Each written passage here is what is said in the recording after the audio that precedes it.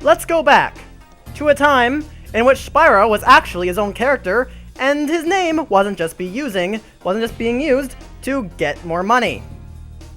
Thanks, Activision. Hey guys, Thunder here, and it's time for my newest Let's Play of the PS1 classic Spyro the Dragon. I've always been a fan of this series, and I definitely am very excited to finally give this game a go.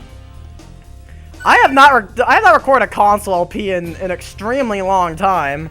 In fact, this is the first time I'm using a pod to record a Let's Play in a year and a half.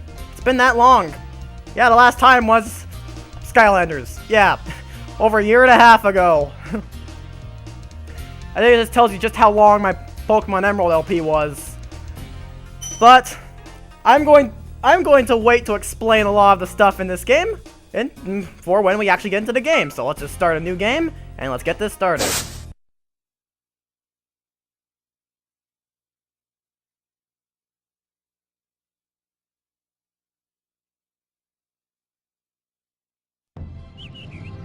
Okay, rolling.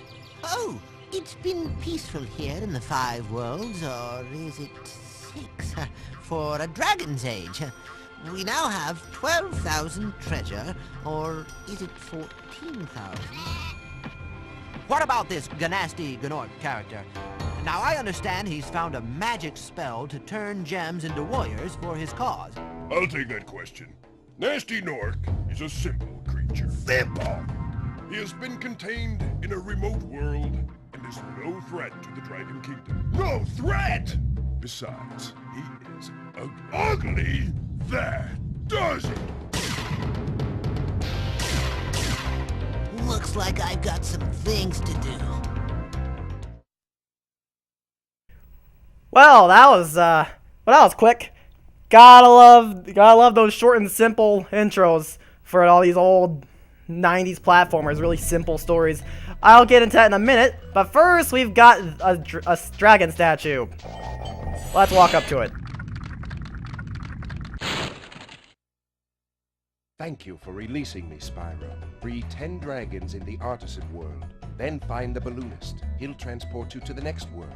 What about Nasty Nork? I'm going after him.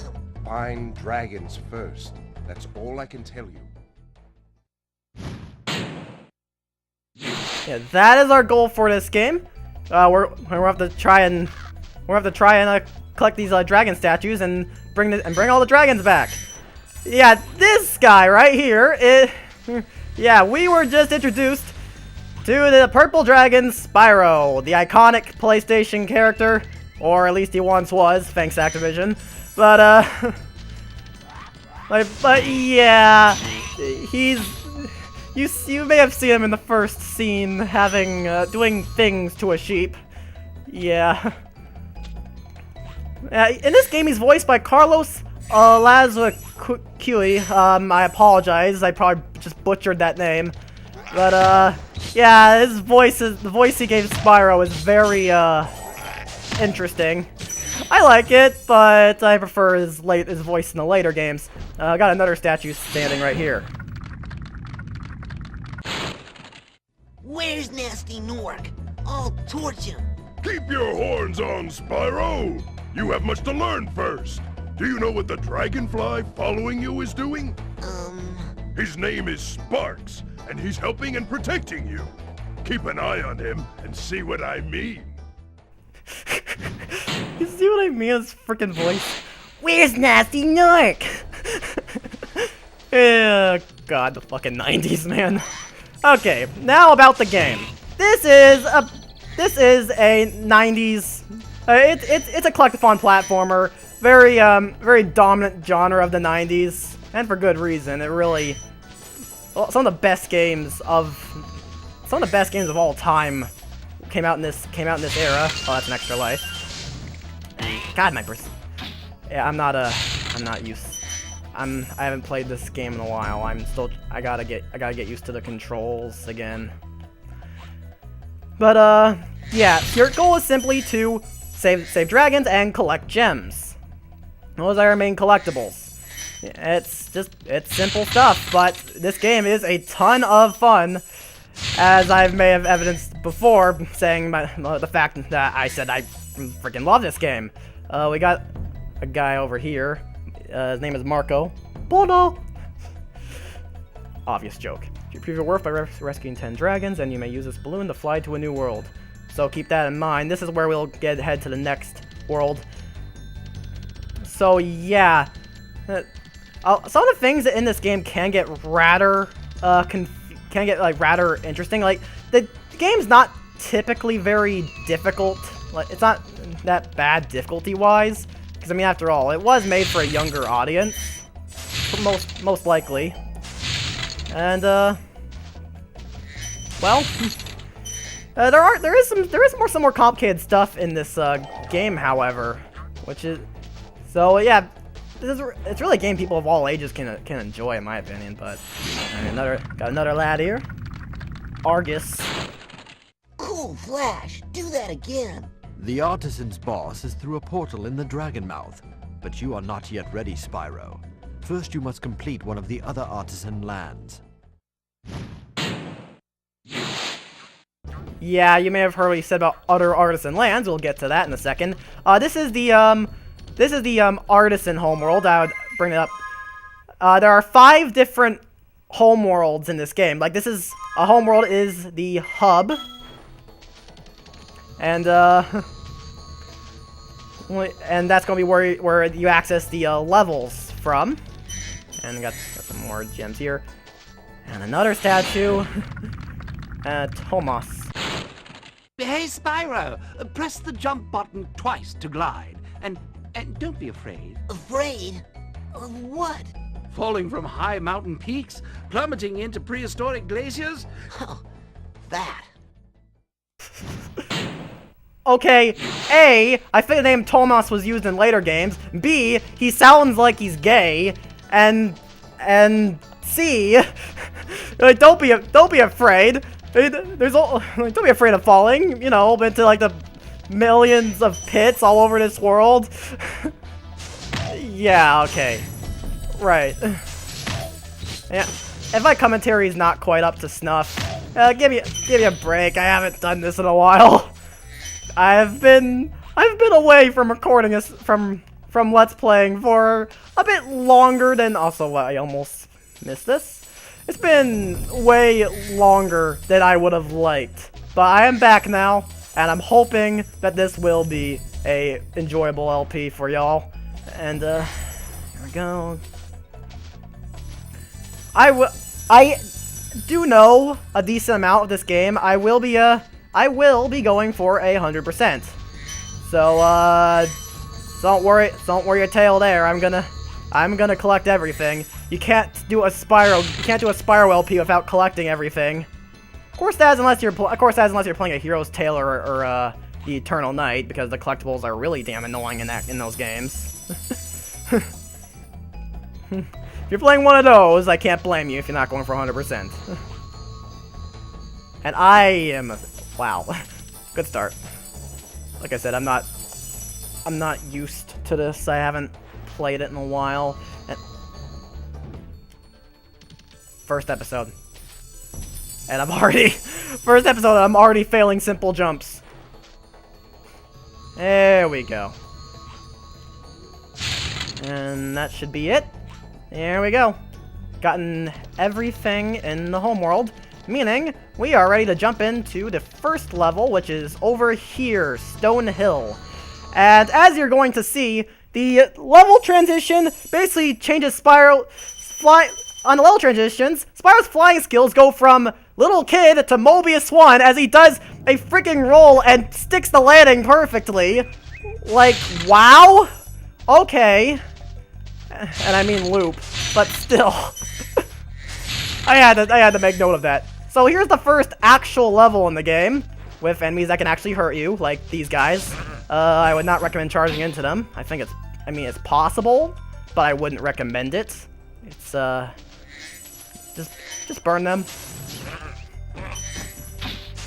But yeah, I'm gonna have a lot of stuff to talk about. I'm probably gonna end up repeating myself a lot. I don't want to I don't want to forget something. And actually, Stonehill is a level that it's an easy level, but I have trouble with it. For some reason, it's just one of those levels that's pretty easy, but I just have trouble remembering. I have trouble remembering where everything is. Hopefully, I will not mess up this time. And yeah, I know, I'm gonna save you in a second, but first I gotta collect all this treasure. Gotta collect the monies. It's the most important thing. Totally. When you free a dragon or step on one of their platforms, you're saving your progress. That could be useful if you run into trouble. Not that you ever run into trouble, Spyro. Yeah, as he said though, if you step on one of these platforms, it's a checkpoint. If you stay on it, you get the option to save your game or replay the cutscene, which I don't know why you would do that, unless there's some very, very specific circumstances. And, I guess to go over the controls for a second. Like some of the things Spyro can do, I mean, there's obvious movement, but you can glide. Spyro's still, he's still a kid, he can't quite fly properly, unless you transition from a level in which he suddenly turns into Mobius 1. You can't, oh, there's gonna be a guy that's gonna try and flank me. Nope. And he's got his fire breath, he can't hold it, he's just a little kid. And then there's something interesting, if you, press L1 or R1, you'll roll to the left or right. This is interesting, because this is a feature in this game only. Yeah, it's a control option that was never brought back. It was taken out in Spyro 2 and it was never heard from again, which I find a little odd. After you freed all the dragons, pass through this fancy vortex thingamajigger. It'll take you back to the artisan home. But first, let me tell you a story. No thanks. See ya.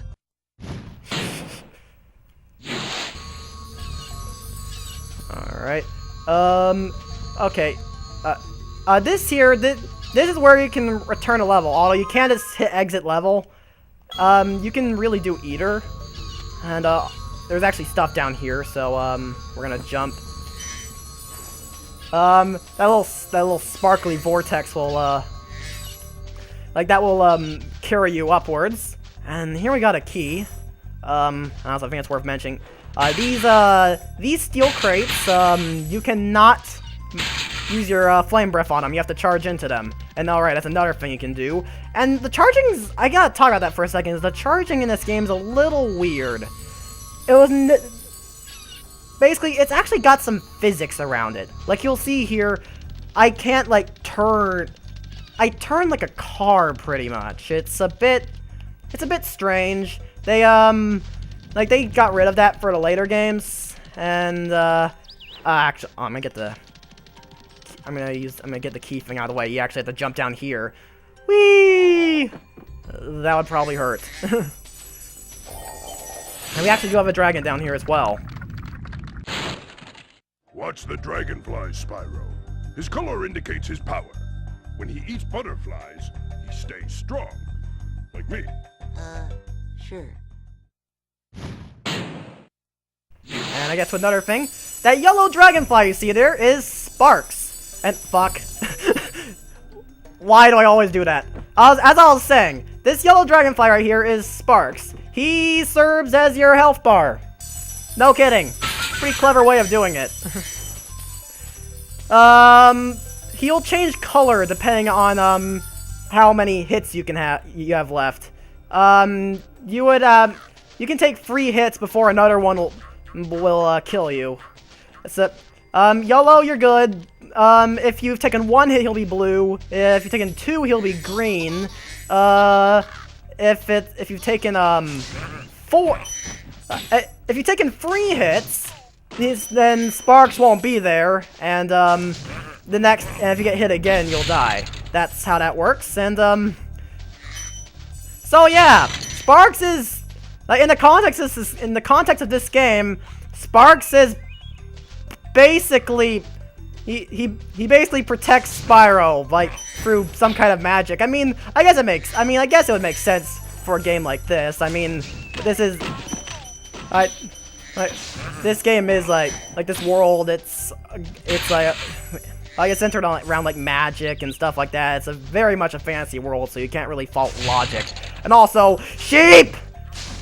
Sheep. I had to burn all the sheep. That actually gets to another mechanic of this game. Those creatures like those are called fodder. If you kill them, they'll drop a butterfly, which if you're not full health, Sparks will eat those. Basically, it gives you a health back. Simple as that. Spyro, my friend, how about a hint on gliding? You bet. For the longest glide, press the X button at the top of a jump, and try pressing the triangle button to drop down in mid-flight. Yeah, you can land mid-glide with the triangle button, but, it's not very useful in this game. It doesn't, in my opinion, it's not particularly useful until the second game. Because in this game, you just drop down, like, right away, whereas in Spyro 2 and onwards, you kind of get a little bit of a vertical boost, which makes it useful to be able to, like, just barely clear that one jump that you might not be able to make otherwise. But in this game, it's practically useless unless you, for me anyhow. It might be more useful for you, and also this prick right here is an egg thief. You have to chase him! This one's not too bad, but these guys can get really annoying. But if you kill one, you get a dragon egg, which is one of the many collectibles of this game. It's the other type of collectible, rather. And also, this is the part that usually stumps me.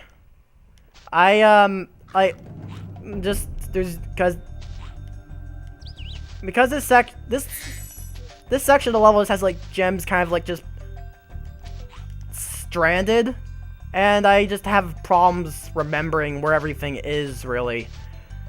I'm hoping I don't forget something this time. Okay, you want to go over here. There's some gems hidden here, so make sure you don't forget, because if you go for the entire level and miss like 2 gems, it's going to be painful. It's very much painful for me.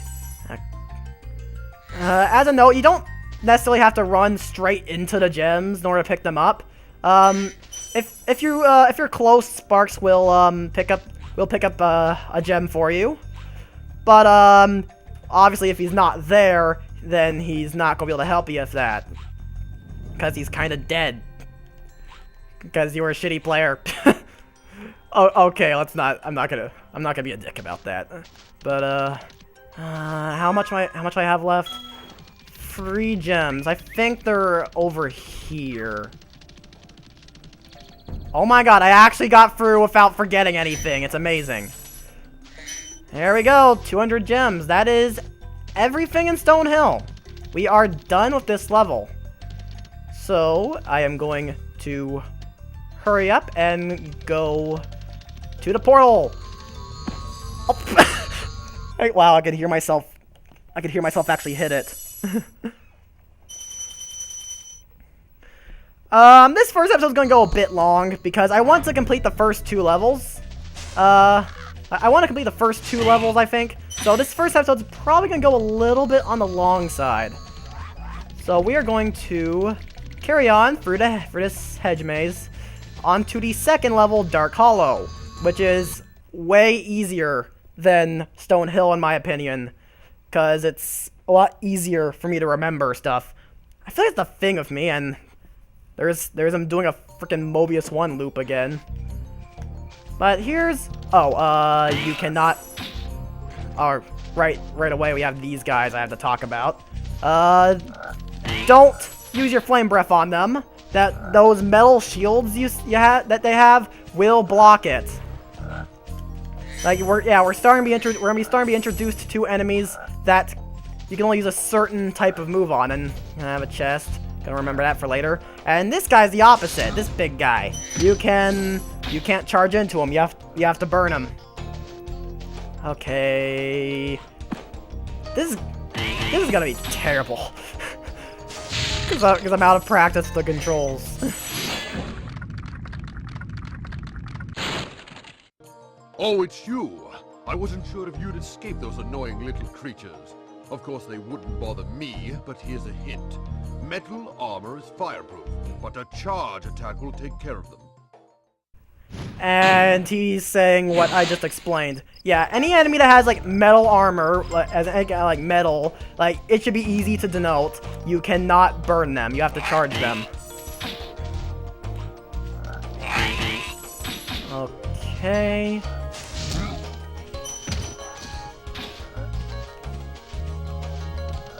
There we go. I think those guys will shoot at you if you leave them for long enough, but, they're not a threat. Also, gotta light these torches.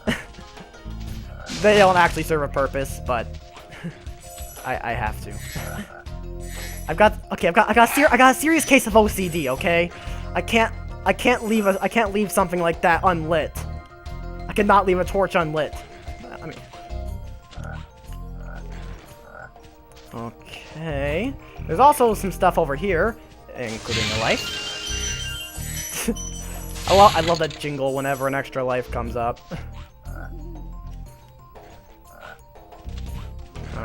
Okay. We got this brick right here. There he goes. And we're gonna kill this guy too.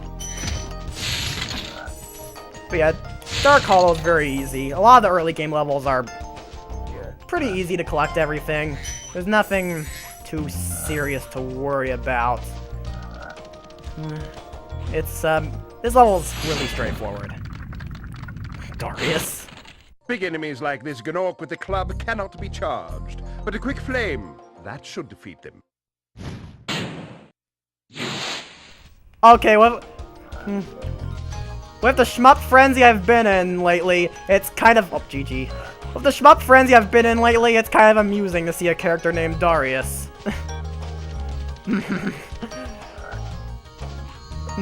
And anyone who knows anything about the genre probably knows what I'm referring to. Fish robots!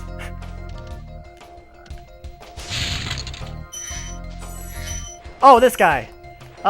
This guy's gimmick is, like, he will try and, like, bump into you. He can't actually hurt you. He can't actually hurt you. He'll just bump into you. But you can't hit him from the front. Yeah, this guy's gimmick is that you have to wait for him to turn around and leave his backside open, and we'll burn his ass. Quite literally, actually. If you need to center the camera around quickly, just hit the triangle button. You can also look around this way. And wait for him to turn around. There we go. And you see, like, a lot of gems are, like, different values. Red is 1, green is 2, blue is 5, and, yellow is 10, I think? I think that's right. I think later in the series there are some, or later in the series, or at least later in the game, I can't quite remember. I think there are gems that are worth more than 10, but I can't recall. I see around there's like purple gems, but I can't recall if that are worth like 25. I can't recall if they're in this game. Psst, Spyro, want to know a secret? Use the triangle button when you want to zoom in and look around. Oh, your secret's safe with me. Okay, that should be about everything. That should be about everything for Dark Hollow. All we have left to do is go back to the center area and open that chest up. Because we got the key there if you had missed it. Alright, got a few more jumps. And here's the key.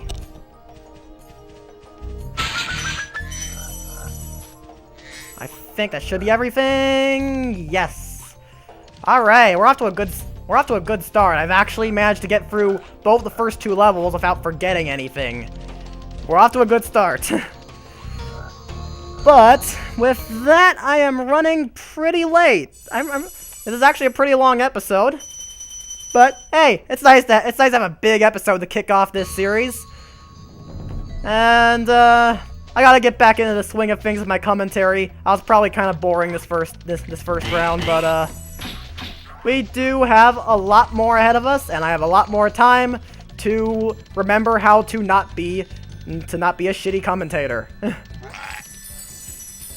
So, in the next episode of Let's Play Spyro the Dragon, we'll be heading to the 3rd level and the final normal level of the Artisan's World, Town Square. So, without further ado, I've been Thunder, I'll be signing off, and I'll see you next time. Stay frosty, fellas!